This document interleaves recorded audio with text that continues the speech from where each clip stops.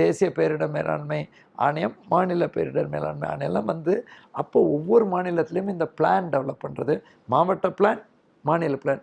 முதல்ல வந்து relief plan தான் இருக்கும். ஒரு பேரிடருக்கு அப்புறம் மீட்பு, இதுதான்.